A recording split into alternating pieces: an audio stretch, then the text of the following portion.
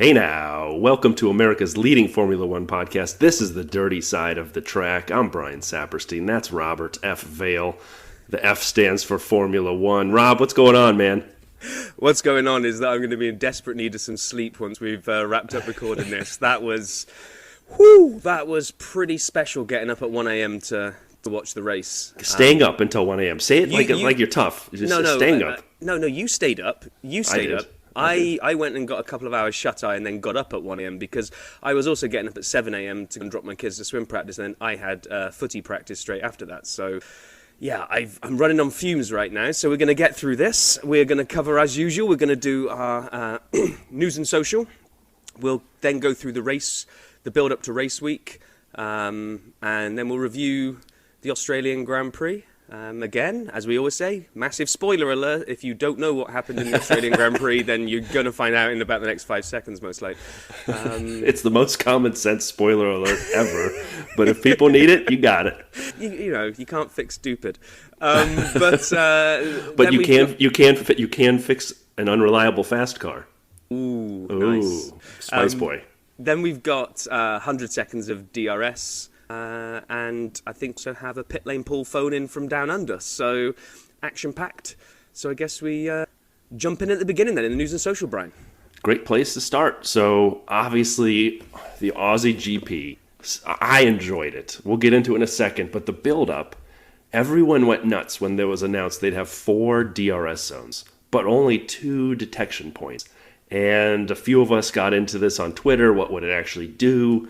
Would you be able to overtake in the first zone and then, kind of motor off in the second? Or because of the way the track was kind of redone and widened, would you get close in the first and then overtake in the second? And then it was a long discussion, and half of it was for naught because they after the second practice they removed one of them, and we went in with 3. And quite honestly, it didn't play a big role one way or the other in my mind. So it was a lot of fun discussing and thinking about the what ifs of the DRS zones, but to me, it turned out to be a big nothing burger.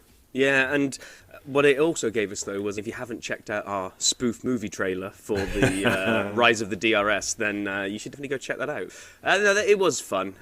What's quite fun now is kind of reading through our notes of the build-up to race week and looking through kind of those predictions that you kind of look back on now and go, oh, yeah, you're going to regret saying that. And the first one is Sainz, where he says he really wanted to get in on the race winning party.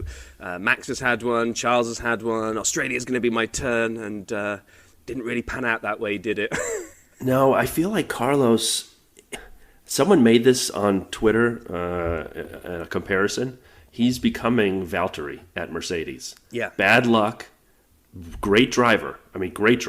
But just he's going against someone who's an otherworldly driver, and he just keeps getting bad luck after bad luck. I mean, Carlos was on, we'll get into quality in a second, but I just got to highlight this. He was on a flyer at the end of Q3. He was on a flyer when the red flag came out, and he was milliseconds from crossing the line.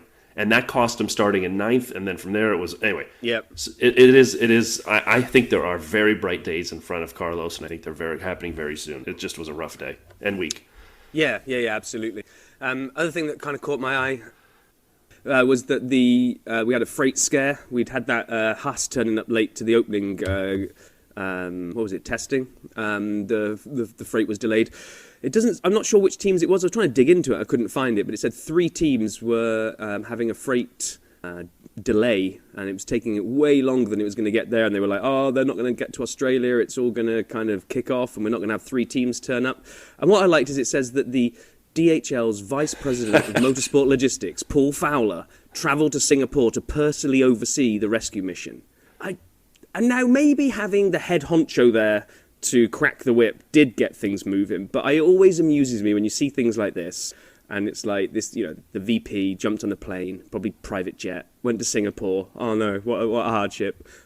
Shouted at some people to move that box quicker. And then he's the one that's going to take the kind of the platitudes in the press. It's like, I think the team probably pulled this out of the fire. Not quite sure how much Paul was involved in that. But well, way to go. Paul Fowler is a big listener. Now he's going to stop listening. And he has one of the best titles around, DHL's Vice President of Motorsport Logistics. I mean, that is fantastic. I actually didn't know that was a job. that you could get paid for, and I'm signing up right now, and I'll do Paul Fowler's job for whatever he's getting paid, less $1. So. Then we kind of break onto a whole bunch of things that caught your eye, Brian, in the world of social videos, which I've got to warn everybody that's listening, we're now going to take a kind of a little bit of a trippy view into Brian's social media brain. Well, I was a little sick this week. I'm still getting over this cold. Between burning through 14 at-home COVID tests and not feeling well, I did a lot of time in front of YouTube in the evenings. And so, there was a video that I found. I don't know, like YouTube, we get along. Its algorithm is my algorithm. And so F1 drivers being drunk for 8 minutes straight is what it's titled. I'd seen most of it already, but there was some pictures from Max on a plane with some other drivers. I mean, just drunk. And like Kimmy, and it was funny. Again, I hadn't slept for like 4 days, so I'm watching this thinking it's fantastic. This one's going to be a downer for all the McLaren fans out there, and I know I'm going to get in a little bit of trouble for this. They did an Australian slang video where they put Danny, Rick, and Lando together, and it's supposed to be fun, and Danny Rick showing them Australian slang words and saying them, and Lando's supposed to guess it. It's 6 minutes long. These guys did not have any fun doing it. Like, there is no chemistry between these two, and we said this last year, and it felt like maybe this year was coming back together. No. Like, I watched this thing, they did not want to be there. So it was just fascinating to me to watch. And people are going to tell me I'm wrong and that it's the Benadryl talking, but I'm telling you, they did not look like they're having fun. Our man Roman Grosjean is back with more videos. He's hyping his channel more than anybody I've seen, and I love it. He actually went out and ranked all the young F1 drivers, put them in tiers. And he had the top tier, could be world champion or legend. And he included Max in the young drivers, and he was very nice to put Max in the could be world champion or legend category, because he's a world champion. But all right, Roman. The only other two that he put at the top tier, just of note, were Charles and George. So I saw Charles, but I didn't see George necessarily making it there. But that was exciting to see Roman's take on where all the young drivers are. So check that out. A couple last ones here. Jacques Villeneuve, the 97 Formula One world champion, had been in IndyCar prior. And a video randomly popped up from a few years ago. And of course, I had to watch it. It was 1995 Indy 500 qualifying. And the sound, I think it's called Pure Sound. The sound is unbelievable. It's just so fantastic. And I forgot how low to the ground and wide Indy cars were back then. Now, the video isn't the highest quality, but to me, it looks like the entirety of the car is at the height of the tires. Like, the wing is the only thing above tire. And so I'm watching this, I'm like, I think Jacques Villeneuve's laying down. I mean, that thing is so low to the ground. But great sound. Everybody knows I love, in F1, I love those old V10s. Go listen to that IndyCar. It's really cool. And then last thing I have from this section is sort of a double whammy. First, there was the best video that I've seen from Lollipop Man. I tweeted it out under our Twitter handle at F1 Dirty Side. And it's called Max Verstappen's Safety Car Moves Decoded. And we have talked on this pod about how Max loves to get right up alongside and rev back and forth and right into the view. And Rob's correctly pointed out that it's backfired on him a couple of those times. But the Lollipop Man does this thing, and they're just walking next to each other. It is so funny. And I walk around my house now singing Max, Max, Max, Super Max, Max, Max. You got to go watch it. It is great if you haven't seen it. But the reason I bring this up, and I say it's kind of a double item, is the FIA right before the Australian Grand Prix this morning decided that that's not allowed. So they said from now on you have to remain behind the car in front of you in order to avoid, quote, in order to avoid the likelihood of accidents before the safety car returns to the pits. Yada, yada, yada. There's no erratic acceleration or braking, nor any maneuver which is likely to endanger other drivers or impede the start. So when they had the safety car in the Aussie GP, you could hear Max's engineer say, remember to kind of stick behind Charles at this point. So yeah, I thought that was interesting. I did as well. I thought, and the way that the engineer comes over the radio and it must be very difficult to not sound patronizing in that moment. But he kind of comes on and, hey Max, remember that new rule? The one that's kind of specifically brought in to stop the stuff that you do? Stop doing what you do. But, I think they had to bring it in because it was... someone was saying, it's anti-Max because they're bringing in new rules to stop him having an advantage. It's like, no, what they're doing, I think, now is we live in a world where everything is taken so literally. And rule books, to be fair, should be taken literally, and there shouldn't be grey areas in them. But when they did the safety car rewording recently, and they got rid of the word of any lapped cars can unlap became themselves. all lap cars, and it became all lap cars because people were saying, but if you look at the word any, that could, that could be some, it could be all. And so it's like, okay, no, we're going to tighten that down. And apparently this is just a tightening of regs that already talked about safety car restarts, and they've just tightened down some of the paragraphs that were a bit loosey-goosey. It's like, well, you really should, because having a rule book which is kind of up for interpretation is where the root of all your problems come from, FIA. It's like... I totally agree. I just loved watching little lollipop head Max run behind it was little awesome. Lollipop head Charles. Max, Super Max. I got to be honest, you sent me a message saying, hey, have you seen what I've just put up on Twitter? And I was like, oh, God, he just put up on Twitter. Which is normally my reaction, right? It's like, what's Brian done now? And I went on there, and I was the same as you. I watched that clip about, it wasn't long enough for me. They could have milked that for another couple of minutes. It was fantastic. Yeah. I mean, whomever put that together nailed it. And so all credits to them. Please go check it out. And that was really all I had, Rob, in that segment. Yeah. And I think that was kind of the week seemed to quickly turn into race week. And practice this time kind of really yielded some beauties this time. Whereas normally me and you kind of quickly skip over practice. It's like, it's practice, whatever. They're getting used to the track. But... there was a couple of things we were looking at. If we got the serious and the surreal. So kind of the serious bit is, Mercedes still look like they have problems porpoising. They just do, and they've got to solve it because you could still see it in the race as well. It was crazy. Well, Ferrari too. But what's interesting is it almost seems to help them. I don't understand how. The Mercedes porpoising seems to make the car off kilter when they get to the corner, and they have to slow a little in advance to get the porpoising under control and get the corner. Handled. Ferrari seemed to gain speed from the porpoising. It's almost like their tires last longer because they're off the ground. It's like I can't figure out why. But I watched it and it actually made me nauseous. And the in-car from Charles, I thought I was going to throw up watching. And there's so much porpoising on the straights. It was unbelievable. Yeah. And then the second thing that me and you had kind of traded notes on was McLaren. It's like, well, they're looking good, but then they looked good in pre-season testing, and we've seen what's happened in the two races so far, but they look like they've got pace here, and we kind of wrote notes down of false dawn or signs of recovery, which obviously, as we discussed the race, maybe it's only one race, but it's a little bit of the latter, that they did seem to have a bit more pace in there, but... Maybe. But... For all the kind of us being serious journalists and looking at porpoising and pace coming back to cars, we would be remiss of us to not cover the single best highlight of practice, which is Vettel taking a ride on a scooter back to the pit lane. It was just brilliant. I loved it when I saw it.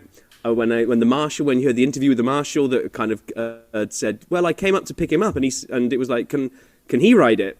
I was like, yeah, sure. I mean, who's going to say no to Sebastian Vettel, even if it was against the rules, right? Yeah, take it, Seb.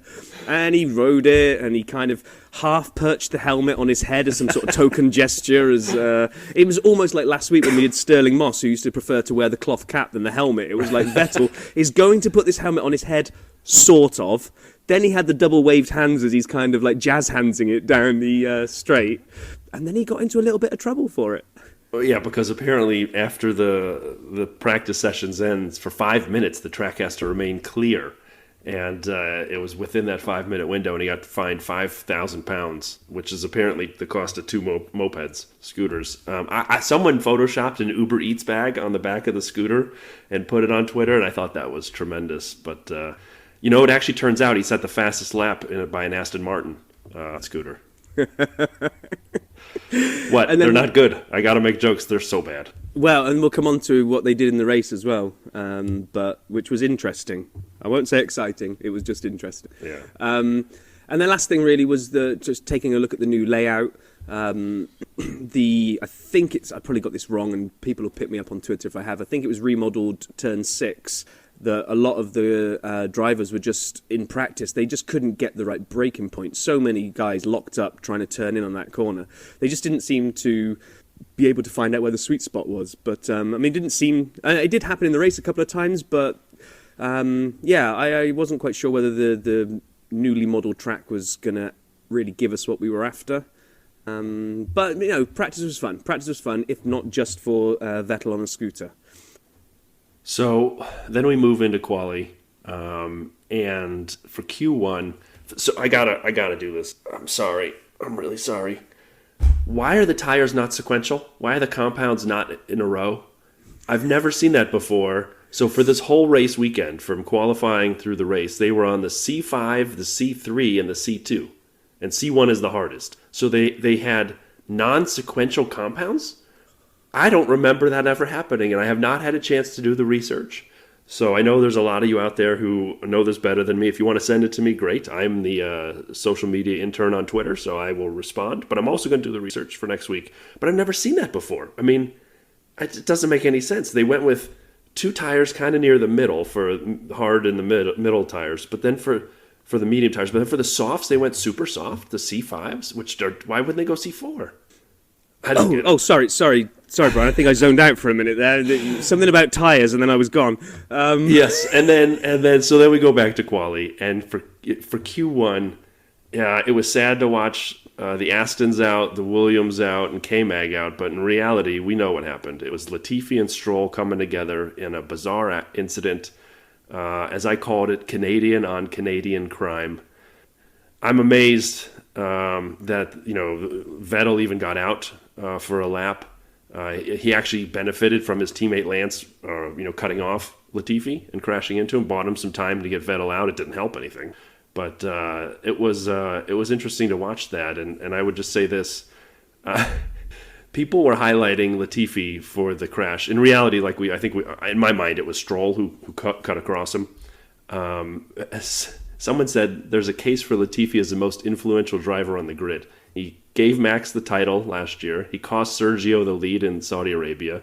And he messed up everyone's recording of quali because it extended the time so much. And it ran out. So it was fascinating to me. What I think when I look at Latifi, I don't want to be too mean on the guy, but it just put racing ability to one side for a second. Because anybody that's lining up on an F1 grid and driving the cars around at the insane speeds they do has got some degree of skill. But what I think he seems to be lacking is a racing brain. And what I mean by that is that, okay, so he thought that Stroll was going past him for a faster lap, so he let him past. And then Stroll kind of eased off because Stroll wasn't on a fast lap either. So Latifi was like, well, I want to go on a fast lap, so I'm going to go back past you again. Well, it was a bit iffy when they put the 2 onboard cameras side by side. I'm not saying Stroll had already started turning in. I agree with you. I think it is Stroll's fault that he kind of clipped across him. But did he need to even go past him there? No. He didn't need to. He just didn't need to. It wasn't like he was on a hot lap and he needed to get Stroll out of the way. It just was an unneeded repass, which Stroll was daydreaming and didn't look in his mirrors. And then they've come together. So I can't blame Latifi for the crash as such, because I think Stroll clips him. But I can blame Latifi for being there in the first place to be crashed into. Well, and Stroll has a history of turning in on people. I mean, that's not the first, second, third, fourth, or fifth time that I can remember. What's interesting to me is I joked Canadian on Canadian crime. Both of their families are incredibly wealthy as well. I think everyone knows Lance Stroll's dad, Lawrence, owns Aston Martin. What I don't think a lot of people know is that Nicholas Latifi's father, Michael Latifi, is a Canadian businessman and in 2018 bought 10% of McLaren. So I didn't know that until I'd done this research. So it's fascinating to me that, just that his dad owns 10% of the overall, not just the F1 team, but McLaren proper is 10% Latifi. So I don't know, take that for what it's worth. I thought K-Mag was unlucky to drop out of the first round because, again, it was red flag time and he was on a pretty good lap.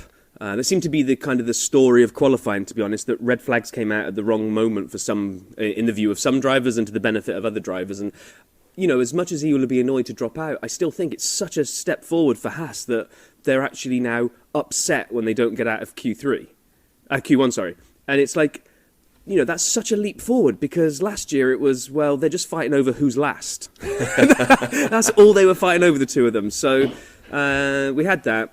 We moved through into Q2. And again, Mick and the other Haas, he looked to have genuine pace that might see him get through to Q3, but he just ran into traffic at exactly the wrong moments. So you kind of had that piece, which was, again, the fact that he can be upset that he didn't make Q3, again, is a sign that I think Haas are on the up. The one that I was a little bit gutted at because it was a long sequence. And I didn't write down the number, so maybe you did, Brian, but Valtteri lost his sequence of Q3 appearances. He's had something like 100, I want to say 112, but I might have that wrong. I think it's 103. Is it 103? 103. Okay, Yeah. okay. So 100 and something consecutive Q3 appearances just went bye-bye as he didn't quite have the pace to get through. So that was a little bit disappointing.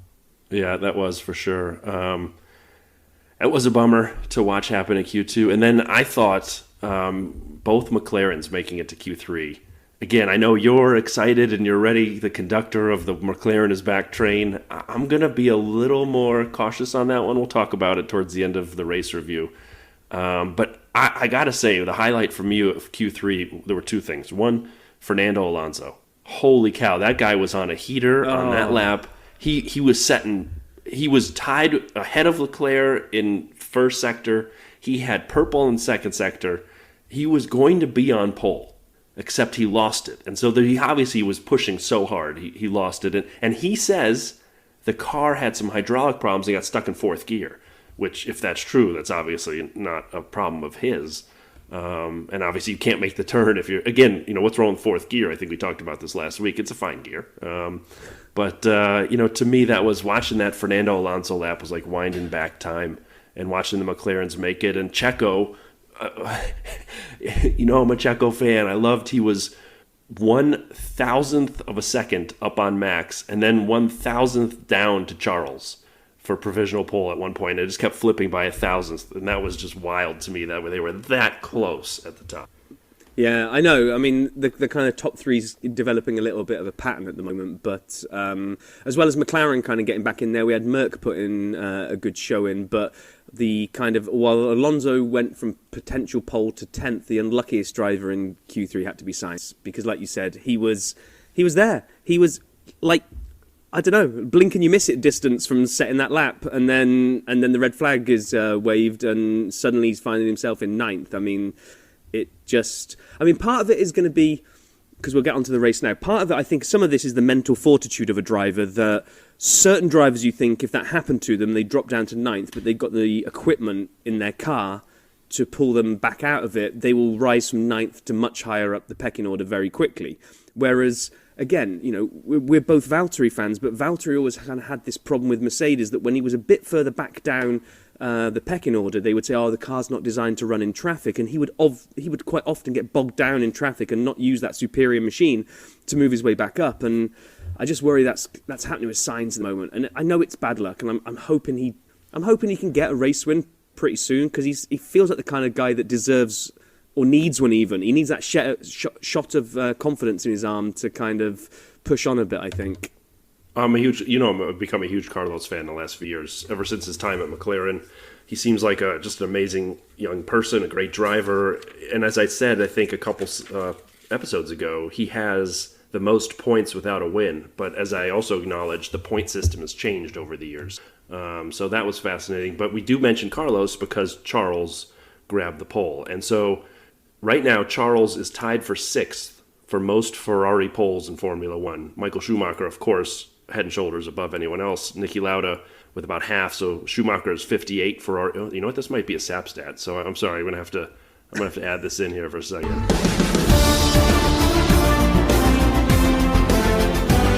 SAP stats, Australian GP edition. Okay, so anyway, Schumacher, 58 poles for Ferrari, and again, this is just for Ferrari. Niki Lauda, 23, Felipe Massa, 15, Alberto Ascari, 13, Seb Vettel, 12, and then it's a three-way tie for 11. Charles, as I mentioned, Rubens, and Jackie Ickx. So, and Charles is only, 24, 25 years old or so, and Yep. He's signed a huge contract. He'll be there. He'll obviously get some more poles coming his way soon. It was fun to watch as he started off the race, and what did you say was ahead of him? So there was Vettel on 12. What was the ones next up? Vettel on 12, and then right above that is Ascari at 13. And what's the Felipe next one? Massa is 15. I mean, he could have I was all gonna- those this year. That's just what I was going to say. He could have all three of those in his sights just this year alone. I mean, we've got another 20 races to go, whatever it is. So Yeah. you wouldn't bet against him claiming a decent chunk of those if pace and form stays on his side. So Agreed. So then we move to the race. I think before we do our normal review of kind of going through some of the highlights, let's maybe just sort of set the overview of what we kind of thought of the race. So I'm going to temper this with the fact that I was half awake. You know, my alarm went off at 12:50 or 12:45, whatever it was, and I got downstairs and I kind of just lay on the sofa. And then I sat up on the sofa because it's like, if you lie on the sofa, you may not even see the start of this race. So I needed the race to be gripping and exciting to break me out of this kind of stupor. And I think the phrase I gave to you earlier on, Brian, when we were kind of getting ready for this is, the race was interesting rather than exciting. I'll let you give your view in a second, but my view was that I think this is one of the best Australian Grand Prix there have been for a while. And I think the new cars and the track layout changes helped, but saying it's the best Australian Grand Prix for a while isn't really saying too much, because we've always said that the Australian Grand Prix hasn't necessarily given the most exciting racing. So for me, it was disappointing. While I'm a Ferrari fan and I love to see Charles win it, it was disappointing that it was just obvious that mechanical failure or massive driver error aside, no one could live with him. So it was kind of you knew who was winning from very early on. And the main battle we really got was for about, 20 laps or so, maybe even longer, was that kind of DRS chain of about 9th through 15th. And that got a lot of the camera time as well. But DRS, I don't know. It just, something didn't... Oh, I'm going to contradict myself now. DRS was both too powerful and not powerful enough in the same fashion. Which just kept everyone in a row, is what Well, it did. I felt that the only overtaking manoeuvres we saw was the DRS one, where I think if you stayed close through a couple of corners, you didn't need to bother trying to overtake in the braking zones, because as long as you stayed close, you were going to get DRS, and then down that straight, I can't remember which corner it was, but you're just going to zoom past on the outside and be there. And almost every overtake that we saw was that same place on the track. So it worked well for people that had the speed differential to make the overtake. When you got caught in the DRS train, it just felt like, I don't know, maybe I did fall asleep for 10 laps, and when I woke up it was all the same. Because nothing really seemed to move in that middle block of DRS chains. So, I don't know. We'll get onto it now. There were lots and lots of interesting sub-stories. Just the one story that wasn't front and centre was who's going to win. Are you done wrestling with yourself, whether you like the race or not? Can I talk now? Yeah, you go for it. I liked it. I mean, yes, it was a little boring. I'm going to say it like it is. You guys know I thought it was pretty boring in terms of the on-track racing. My highlight of people battling each other was Valtteri and Yuki. Early on, 20 laps in, and Valtteri passed Yuki, and the announcers rightly said, it's nice to see Valtteri get past Yuki so swiftly, because he's been stuck behind him in other points. And to defend Valtteri from you saying sometimes you get stuck in the midfield in the Mercedes, Valtteri was doing a good job yesterday. I thought he did great. Or today, I guess it is technically. And so, I would agree that it was overall relatively boring. However, here's my however. I thought there were a lot of storylines that made it interesting and kept it fascinating. And maybe, just maybe, it was me being sick. I stayed up, I'm tired, and then I started drinking. And so the combination of the three, I had a banger of a race myself. I loved it. It was, sign me up for more midnight races. 11 maybe p.m. would be a little better, but I'll take it. I thought the opening lap was fun to watch, although it was a little boring. The biggest thing was Carlos going backwards. He lost 5 spots on the first lap. 5. Yeah. 5 positions in the first lap. I mean, that is atrocious in a Ferrari, in today's Ferrari. And then the second lap, he totally beached it in the gravel. And I made the joke, but that's the exact move I pull when I do F1 video games. I often go too deep into the corner, go across the grass, aim it the right direction, and then you take off when you hit the cement, when you hit the concrete. He tried my move. He was not not good at pulling it off, because he went through the course and then into the gravel trap and lost it there. And then, as you texted me, virtual safety car for a while, and then into the safety car. You're like, Brian, how are you doing over there? And I'm sitting here just, you're going to need the safety car. Why go VSC? He's beached. He's not getting out. Somebody needs to tweet us and tell us if this is a new directive, because we can't find it, but it's a running joke between me and Brian now that you see there is an instance where a safety car is going to be needed. I feel they seem to be going to virtual safety car just out of blind optimism, just to see if, will we get away with not needing a safety car? And then, lo and behold, 30 seconds time, full-on safety car is needed. So someone tell us, have they changed the regs here that you always have to go through the VSC first? Because it just seems a bit of a mockery that no one was ever going to be able to move Sainz's car without getting a crane out onto the track. Exactly. So how's that going to be done unless you've got them all bunched up behind a safety car? But I don't know. And then the thing that blew my mind, a lot of, as I said, storylines that kind of made it fascinating. And I don't know if everyone saw these things happening or if I made them up. But Lance Stroll pitted twice under the VSC and safety car. Yeah. He came in, changed tires, and on the next lap came in again. Were they practicing pit stops? I don't understand. Why would they do that? I don't either. And I thought the commentators must have been drinking something stronger than I was, because they tried to come up with some strategy thing of, oh yeah, because now he's kind of gone through the different tyre options, he'll be okay. I'm thinking, but he accomplished that on the first change, because he swapped over from hard to medium or vice versa. So he's already done the two different flavours of tyre. So I'm sorry, but you're wrong. What are you talking about? Maybe Aston thought he could make it on the hard, but he came in on the hard, so they went to medium for a lap and then back to hard to make it to the end, because we'll talk about Albon in a minute, which was tremendous. But he did pit again later in the race. So, as they would say in My Cousin Vinny, this holds no water. The case holds no water. I don't understand it. That's a great film. But anyway, I'm going to have to watch that tonight. But there you go. And then, I've really got no more huge notes for kind of all the way up to kind of like around lap 18, 19, 20 was kind of... We had K-Mag took a trip across the grass, very similar to Sainz, but he managed to save it. Max was struggling with the tyre deg, and he kind of came in early and pitted. And we had Hamilton was definitely catching Perez big style. There was all of a sudden this weird thing happened where I kind of like looked at it and was like, Mercedes have got pace. Out of nowhere, sort of Hamilton chasing Perez. I don't know if he screwed something up in one of the corners, but all of a sudden Hamilton's chasing him down. Pretty much everybody jumped into the pits, and then I think Hamilton actually jumped Perez as part of that kind of first round of pits as well. If I wrote this right, because it was 1 a.m. and I could barely hold a pen. But oh, come on. I thought the Brits had a stiff upper lip. Not a big bunch of complaints. I didn't have much else to add. Yeah, on lap 11, I wrote it was Noah's Ark, because outside of Charles, it was then 2 Red Bulls, 2 Mercedes, 2 McLarens, and then Alpine and AlphaTauri mixed in. But it was like they were hand in hand going around, and it was a little slow. My favorite thing, as you mentioned, Lewis taking the shots at Checo, trying to get past him. When the safety car happens, and before we get to the restart, but when the safety car happened, what was fascinating to me is Lewis got a little honked off that he lost some position to people who pitted appropriately. He just had bad luck. And he gets on his team radio, and he says, did I lose places because of the stops? And his engineer said, A-firm, Lewis.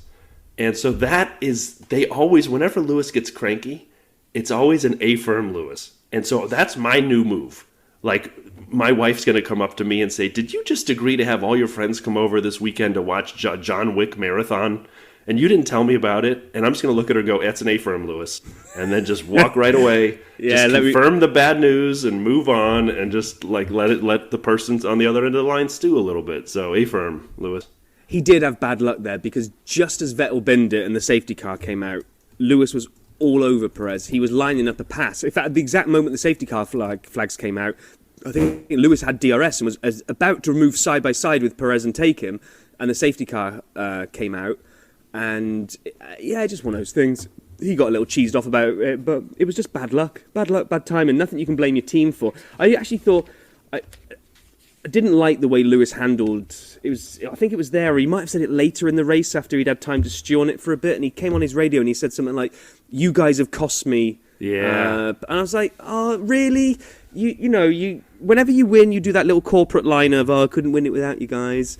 But as soon as anything goes against you, it's like, "You guys have cost me." He went down in my expectations a little bit on that piece, because that's just, you can be frustrated, but don't take it out on your team. Win together, lose together, right? Yeah, I'm a big Lewis fan, but and again, I don't know how they manufacture what they show and don't show, what they play and don't play. But yeah, I agree 100% about it. But then when we get to that restart after it came down, it's a pretty good restart. It was a terrible restart from Leclerc, right? Oh, it was, but he got away with it. It bunched him up. I mean, it bunched everybody up because he hosed it as he came around there. Like, bad timing on that one. But Charles, Max, George, Fernando, they were all right up each other's trumpet, and I didn't know what was going to happen. But then it kind of reverted to form and got a little boring after that. Yeah, well, that's when, I think after that second restart, after Max got the run on Leclerc, and I thought, oh, okay, maybe this is back on. Maybe we're going to get some classic wheel-to-wheel racing. It was probably done within about 3 or 4 corners that Leclerc rode his luck, got away with it, and then just started pulling out the time. And that's when really kind of the sub-stories became more interesting than the race was exciting, which is that we had that DRS chain. We had Mick moving up the order, K-Mag staying up there because he hadn't pitted, Albon, who hadn't pitted either. Albon still hasn't pitted. He's still driving around the track. He's waiting to get called in. He has not heard box yet.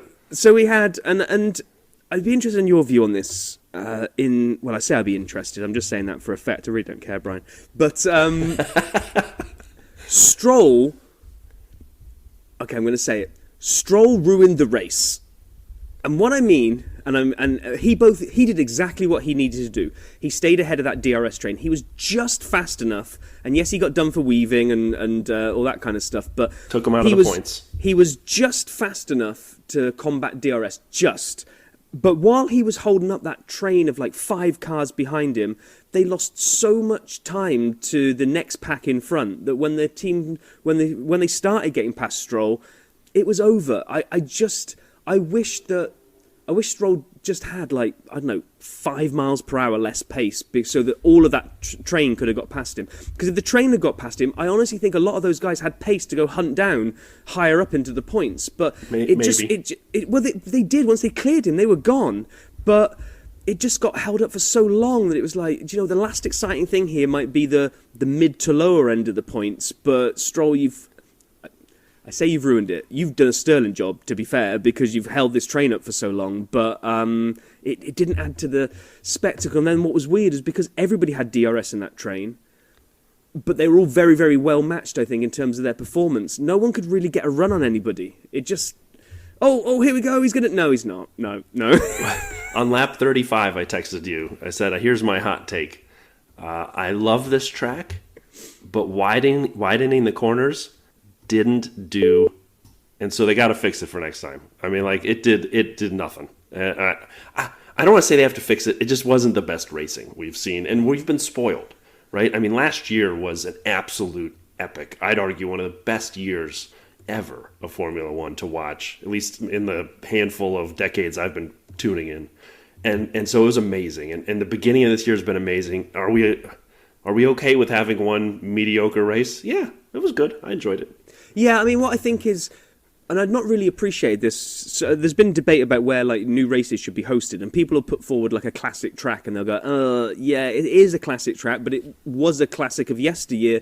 The cars have outgrown that track, and it wouldn't work a race around that particular track. There's a few of them that fall into that kind of bracket.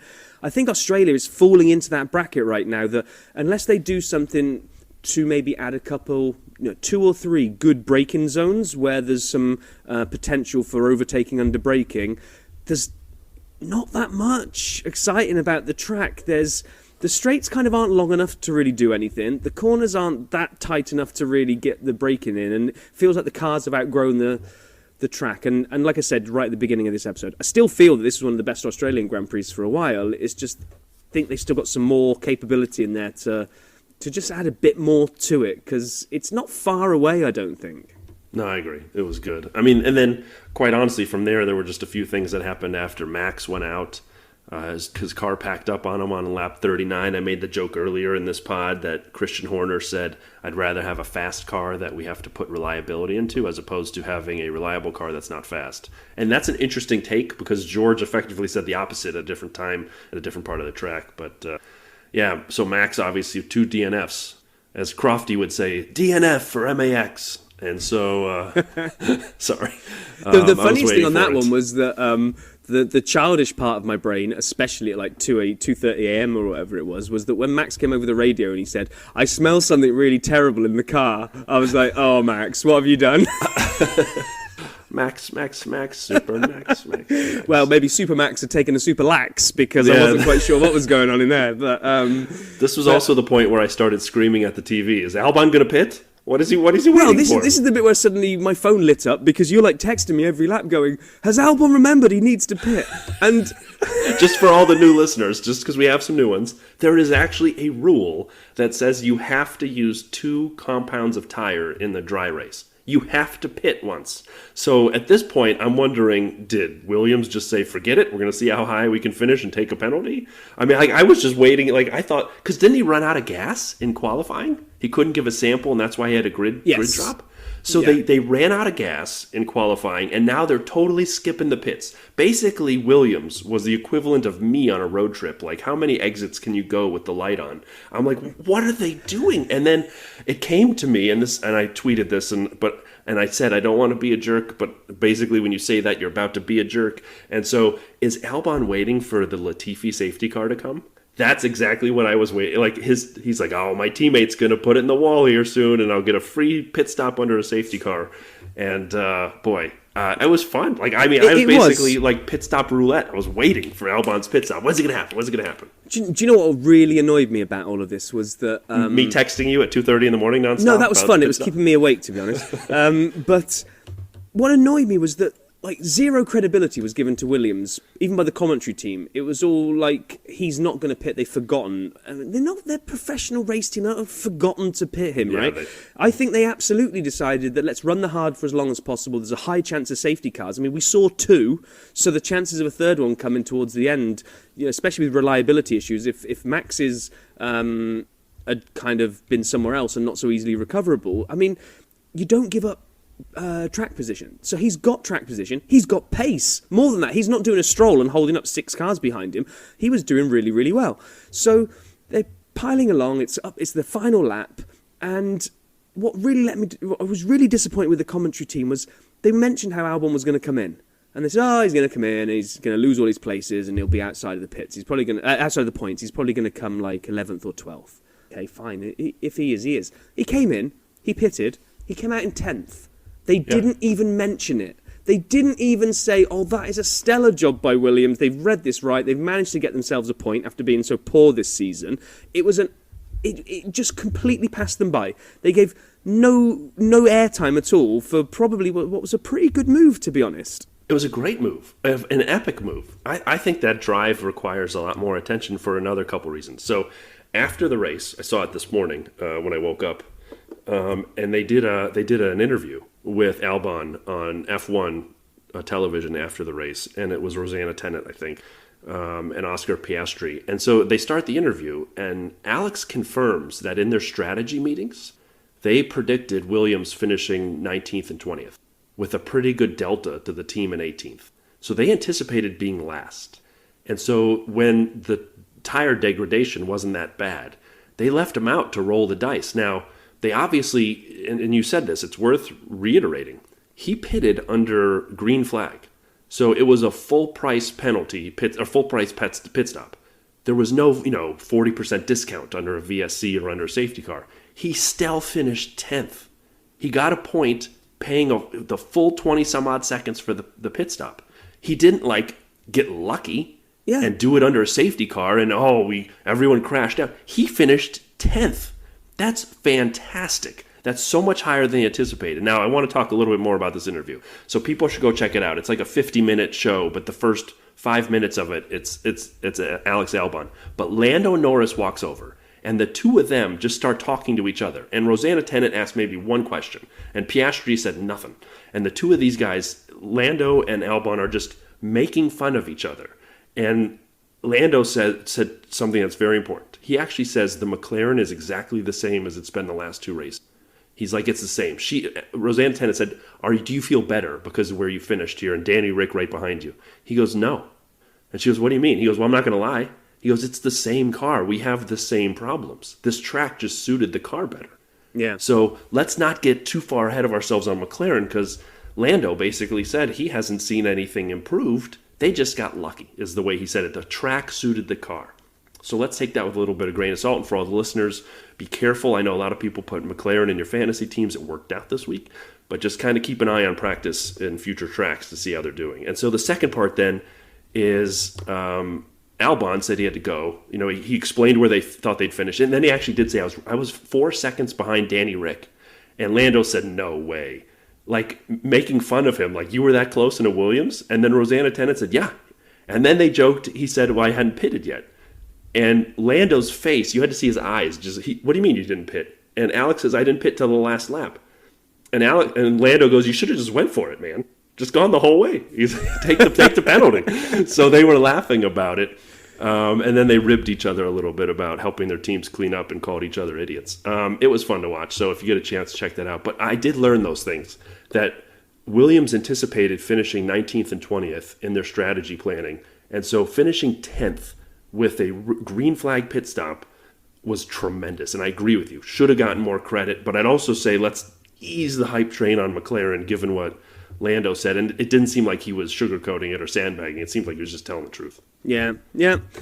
Of course, obviously, as all that was happening, Charles had crossed the line and had got another great victory in the bag. I mean, I did not expect him to be that far clear. Even with Max gone, when Max was on the track, it didn't seem to have the pace. And all the one going into this weekend was the Ferrari being worried that Red Bull were going to bring the pace. And it just didn't transpire. I mean, so people are already saying, oh yeah, Charles was already a shoo-in for the World Championship. Well, okay. Is he in the box seat right now? Yeah, absolutely. But we're 3 races in. A lot of racing still to go. But yeah, sure, I'd rather have points on the board than be where Max is right now. But I think anybody ruling anybody out right now would be foolish.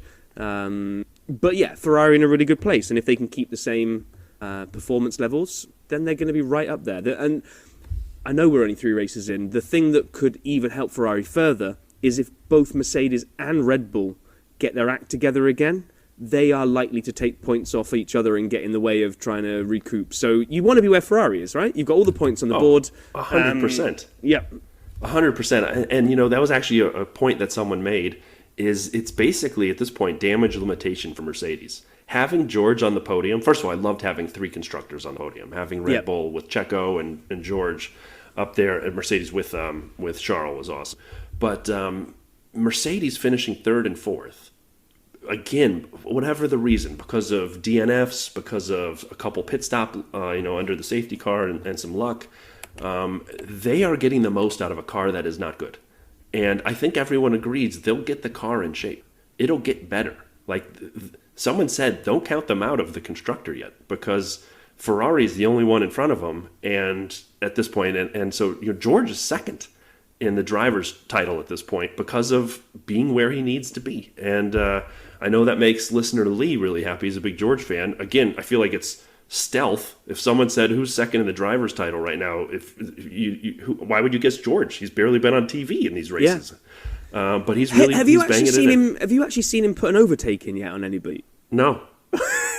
I was thinking this the other day. I'm like, George is obviously a fantastically talented racer, but he's been, like you say, in stealth mode for all 3 races, because I don't know he's had much airtime. He must have overtaken somebody on track. Somebody can tell us how many times he has, but it feels like every time he's made it position, it's either been through pits or it's been through somebody crashing out in front of him. I'm sure he has overtaken somebody. I'm sure too. But the last thing on the race for me was, it was exciting that Charles got the Grand Slam. And again, for everyone who may not know, that's starting on pole, winning the race, having the fastest lap. And that happens, I don't want to say often, but that's a thing that happens. The 4th piece of the Grand Slam is leading every lap as well.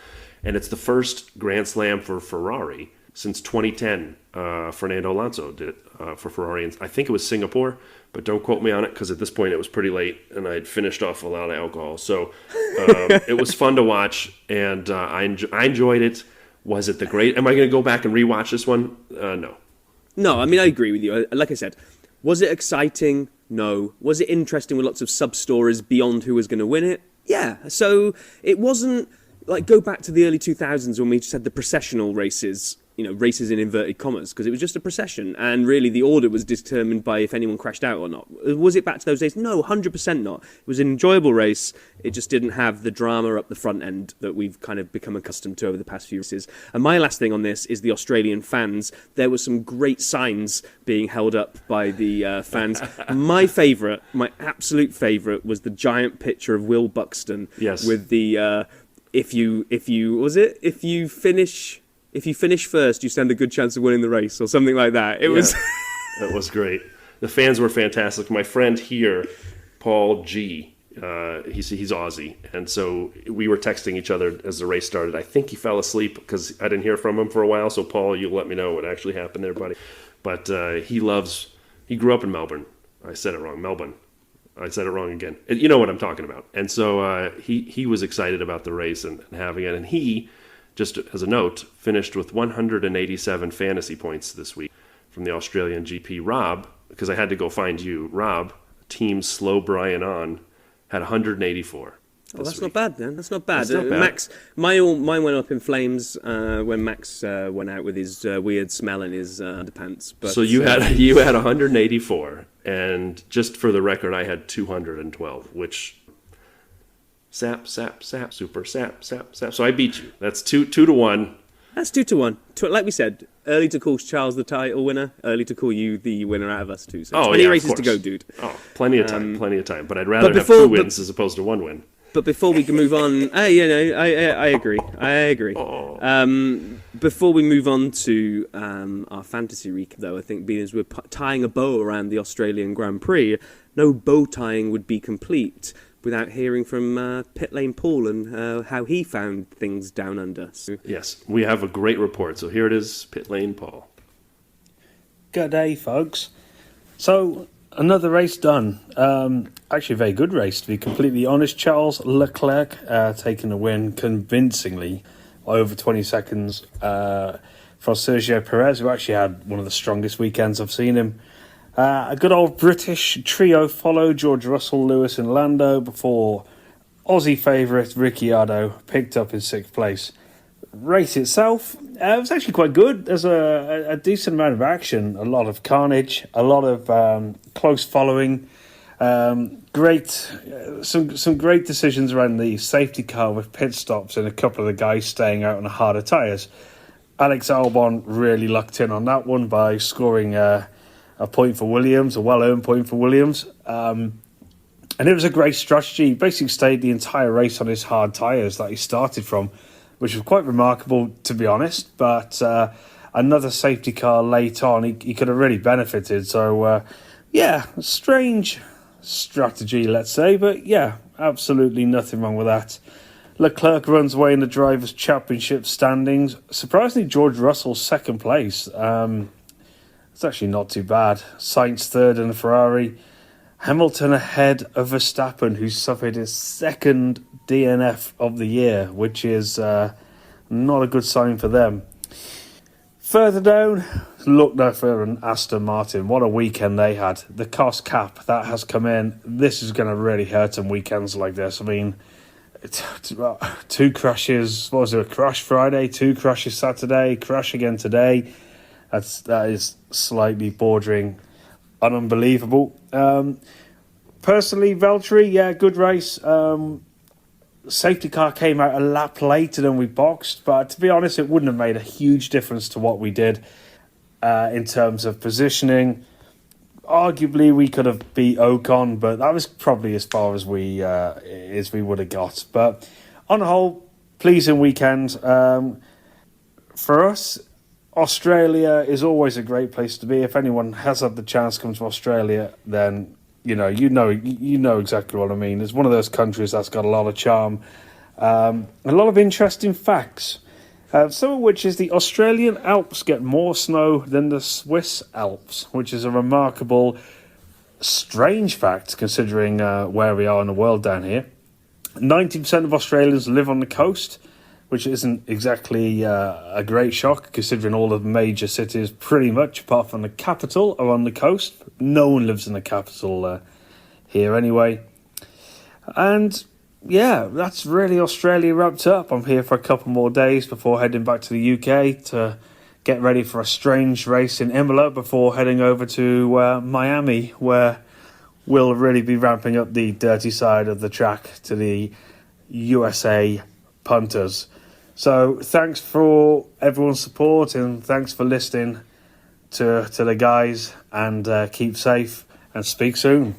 Bye-bye. Amazing. Paul is the best.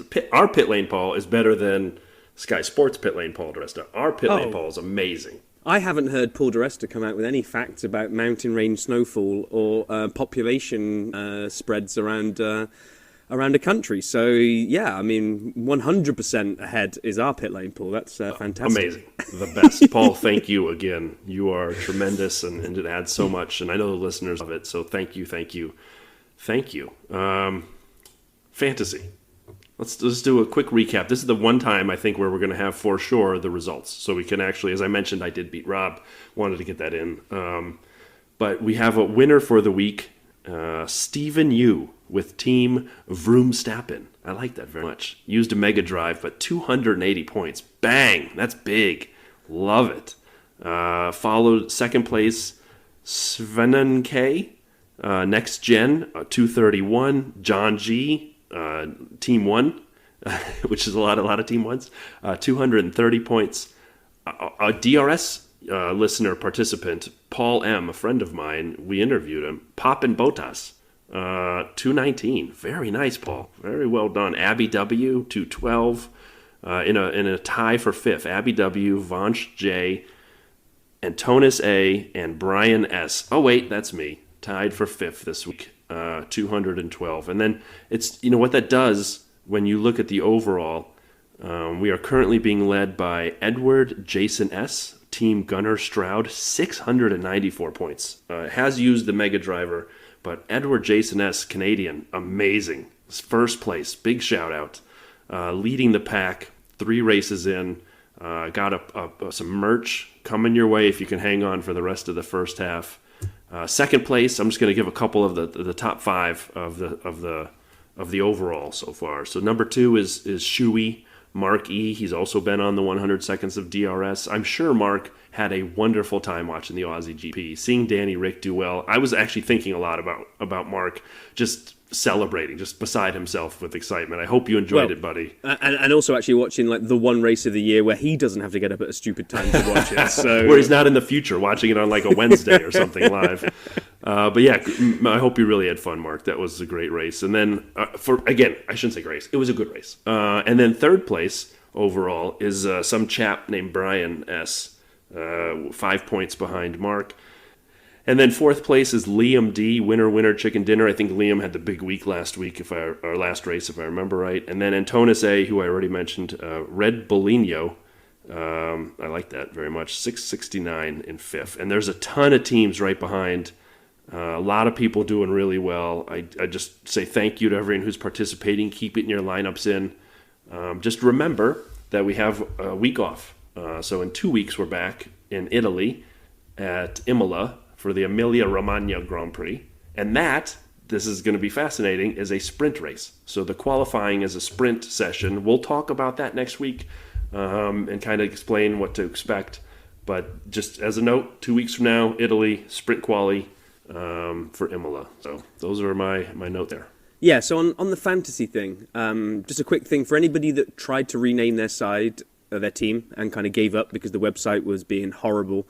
It seems to resolved itself. My Team 3, which I was putting into just a different league just for a bit of fun, is the one that I took up Brian's challenge of last week, and I put Vettel in as my turbo driver. So and decided to rename the team because it had been stuck on Team 3 forever, and I'd not really done anything with it. But then I went in and renamed it as Sympathy for the Vettel, and it worked. It stuck. So if you are named Team 1, because you tried and failed, then give it another go. They seem to have resolved their problems.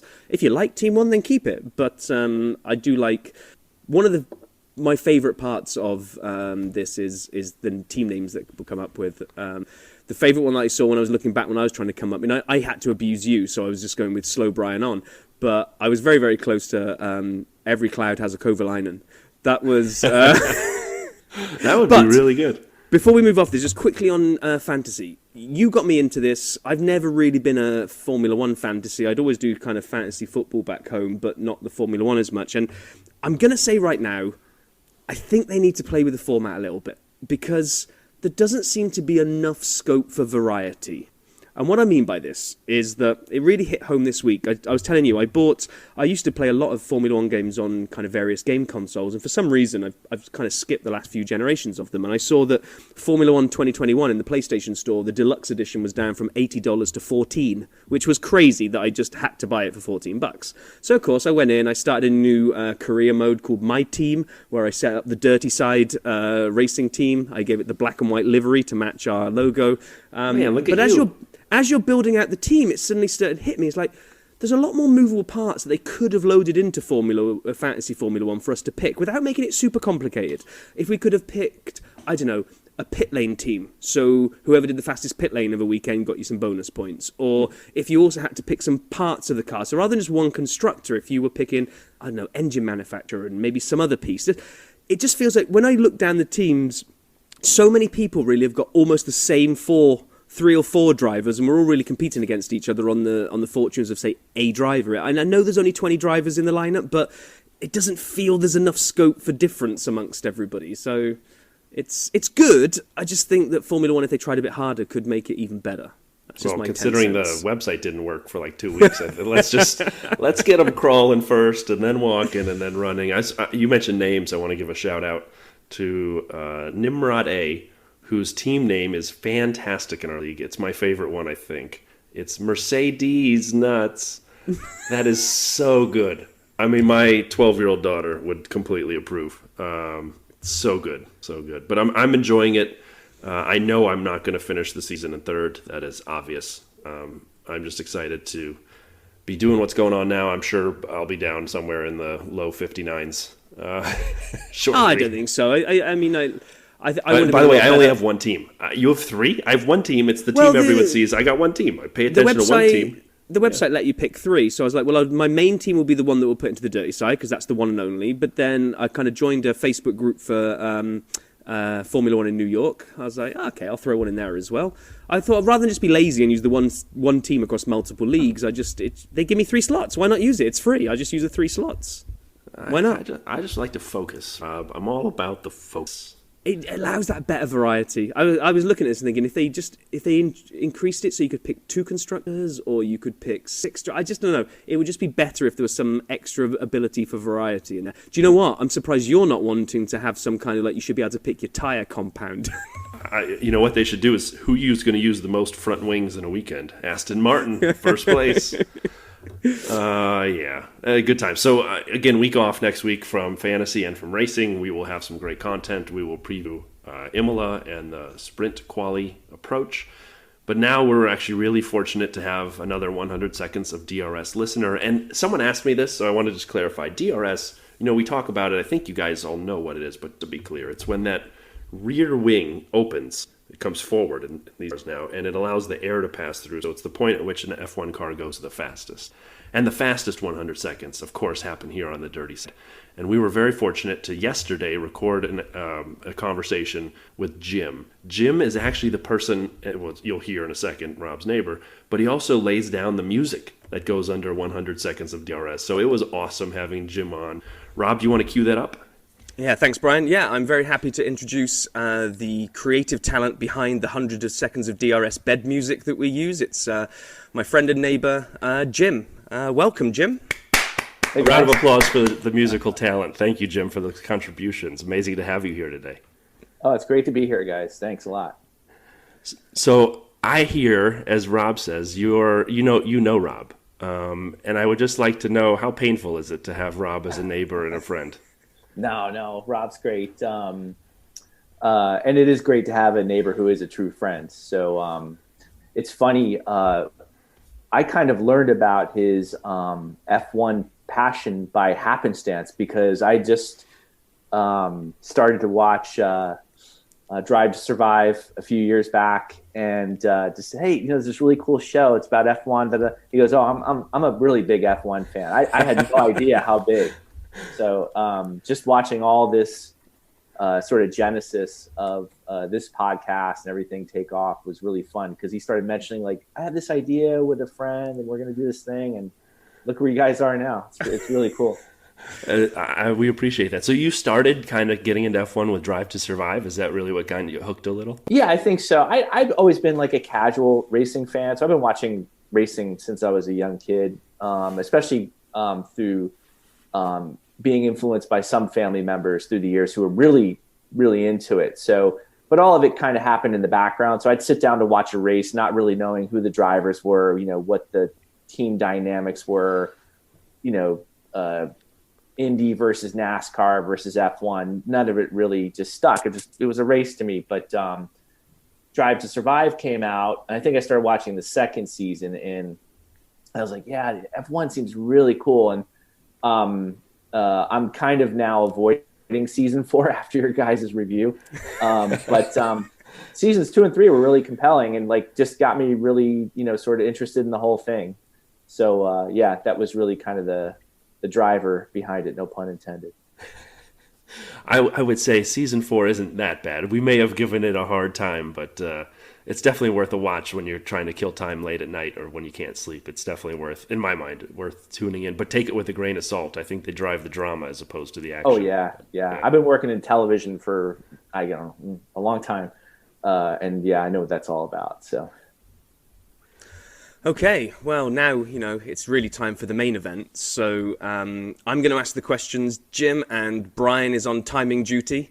We're going to see if we can actually get a smooth transition of 100 seconds this time, but there is no promise of that whatsoever.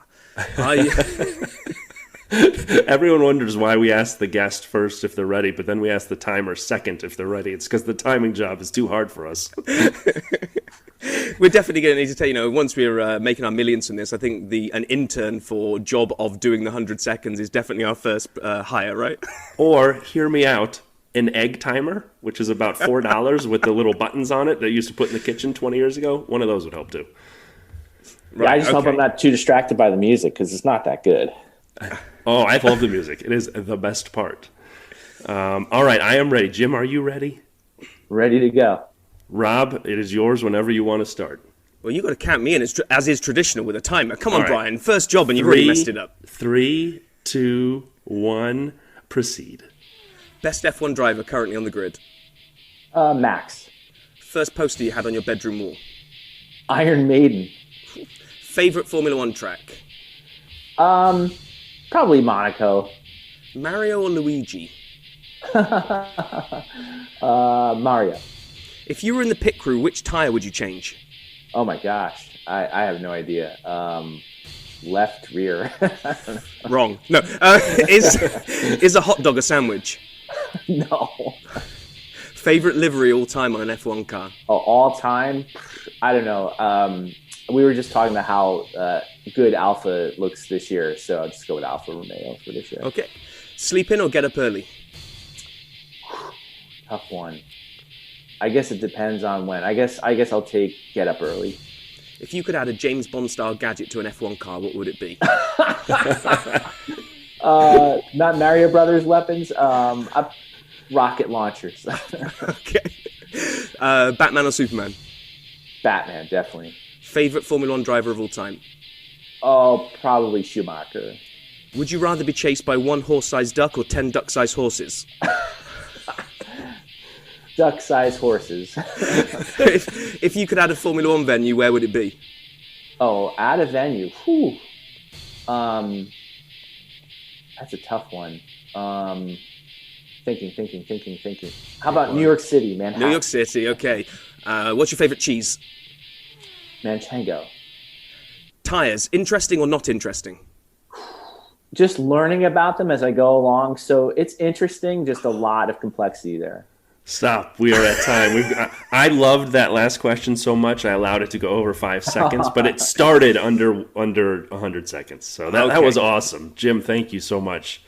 That was fantastic. And, that was a good question on the Bond thing about Mario options. I mean, I think we should definitely have that. I actually recently saw an F1 video where they were doing a Mario Kart improv, and I can't remember who it was, two of the younger drivers, and one threw a banana peel behind him as he's walking down the racetrack, and the other guy spun around. So I was almost getting into a kind of an online debate. I know I should be old enough to stay away from these things now, but on a Facebook group, we were discussing the DRS zone, and I was kind of discussing whether or not it's a little bit too powerful right now with the way the cars can follow so closely, in my view.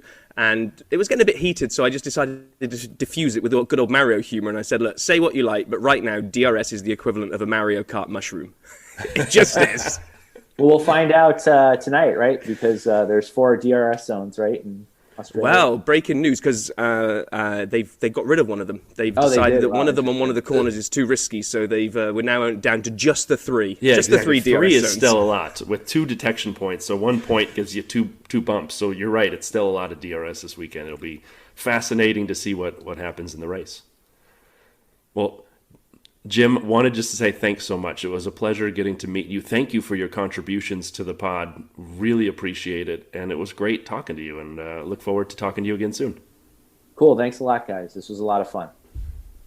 Thanks, Jim. Take care. Okay, so thanks again, Jim. That was absolutely awesome to have you on. We now need to get some more people in the bag for DRS, so please don't be shy. If you listen and you want to sign up, it really doesn't require any in-depth knowledge. Even, if we get that desperate, me and Brian might have to do it to each other, but we don't want to get there. We want to get you guys on board. So hit us up on Twitter, Facebook page, Instagram, doesn't really matter. Use the email address, the website, whatever. Let's just get some more people jumping on board the 100 seconds of DRS train. Nothing good has ever come of someone saying, if we get desperate, we'll just do it to each other. I mean, I'd like to rewind that whole thing and flashy my brain like Men in Black. But all right. It's not the mouth it comes out of, it's the mind it goes into, Brian. Well, that's broken for sure. So I would just like to thank everyone for listening this week. I enjoyed the race, whether Rob did or not. He's still figuring it out. We appreciate all you listening. As always, feel free to shoot us notes on social. We're getting a little more active out there as we try to really launch this thing. We love your participation. And I'd just say thanks to everybody. Be well, be safe. Have a great week. We'll talk to you in a week. Rob, you want to close us out, buddy? Yep, we will see you in 1 week's time. A little teaser, we're going to try and maybe do another round of our Fake Facts game show, being as that got some great love-in, so we want to give you guys what you like, and we had great fun doing it. So still to work out quite else what's going to turn up next week, being as we're in an off week, 100 seconds, hopefully, and also a preview of the following week's race. But have a great one, guys, and catch you later.